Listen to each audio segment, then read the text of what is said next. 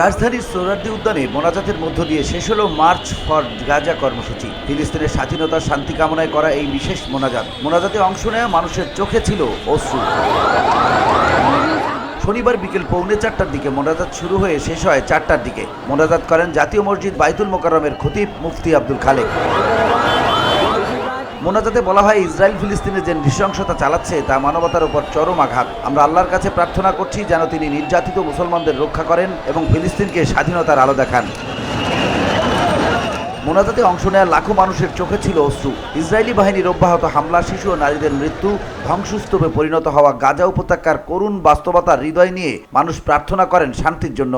প্যালেস্টাইনের জন্য আমার মনে হয় মুসলিম সারা বিশ্ব যারা আছে সবাই একসাথে কিছু করা উচিত।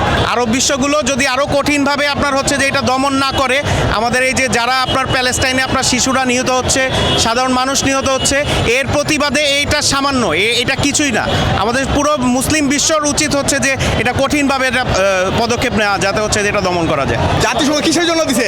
একটা মুসলিম রাষ্ট্রকে এইভাবে মেরে ফেলতেছে। আমরা চাই জাতিসংঘ থেকে দৈরা যত বড় বড় মুসলিম রাষ্ট্রগুলো আছে ওরা আমার সাথে একত্রিত হোক। জাতিসংঘ স্পষ্টভাবে প্রমাণ করতেছে কি তারা মুসলমানদের পক্ষে না, তারা ইসলামের পক্ষে, তারা সত্যের পক্ষে না, তারা শান্তির পক্ষে না। যদি তা হতো তাহলে তারা কখনো ফিলিস্তিন নামক দেশটাকে জুড়িয়ে রাখতো না। ফিলিস্তিনের পক্ষে যে বাংলাদেশ জেগে উঠেছে, আমার মনে হয় যে সারা বিশ্ব এইভাবে যত মুসলিম কান্ট্রিগুলো আছে যদি এইভাবে জেগে ওঠে, সারা বিশ্বে সৌদি আরব, কাতার, মিশর, যত দেশগুলো, জর্ডান থেকে এইভাবে যদি জেগে ওঠে, তাহলে আমার মনে হয় যে নেতানিয়াহু এবং ডোনাল্ড ট্রাম্প এই হামলার থেকে হয়তো ফিলিস্তিনিদের রক্ষা করা সম্ভব।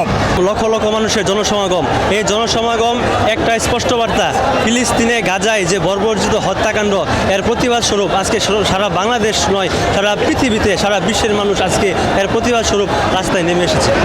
একই সঙ্গে মোনাজাতে গাজায় চলমান ইসরায়েলি হামলা বন্ধ হওয়া, ধ্বংসস্তূপে আটকে পড়াদের উদ্ধার ও আহতদের সুস্থতা, শিশু ও নিরীহ নাগরিকদের জীবন রক্ষায় কার্যকর পদক্ষেপ, বিশ্ব নেতাদের বিবেক জাগ্রত হওয়া, নিরস্ত্র ফিলিস্তিনিদের ওপর অব্যাহত আগ্রাসনের বিচার চেয়ে দোয়া করা হয়েছে।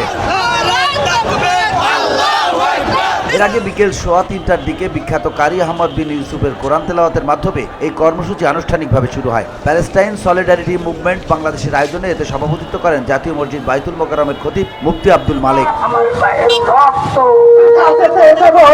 এদিন সকাল থেকেই দেশ ও রাজধানীর বিভিন্ন প্রান্ত থেকে ছোট বড় মিছিল নিয়ে সোহরাওয়ার্দী উদ্যানে সমবেত হন নানা বয়স ও পেশার মানুষ। সমাবেশে অংশ নিয়ে সাধারণ মানুষ সহ বিভিন্ন শ্রেণী পেশার মানুষ ও প্রতিনিধিরা ইসরায়েলের বর্বরতার বিরুদ্ধে বিশ্ব মুসলিমকে ঐক্যবদ্ধ হওয়ার আহ্বান জানায়। উল্লেখ্য, মার্চ ফর গাজা কর্মসূচিতে একত্রিত হয়ে বিএনপি, জামায়াত ইসলামী, এনসিপি সহ বিভিন্ন রাজনৈতিক দলের নেতাকর্মী, শিল্পী, কবি এবং সামাজিক যোগাযোগ মাধ্যমের পরিচিত মুখরা এক মঞ্চে দাঁড়িয়ে দলমত নির্বিশেষে সবাইকে ইসরায়েলের বিরুদ্ধে গণহত্যা বন্ধে দৃঢ় অবস্থান নেন এবং সাহসী কণ্ঠে প্রতিবাদ জানান। VOD Bangla news desk.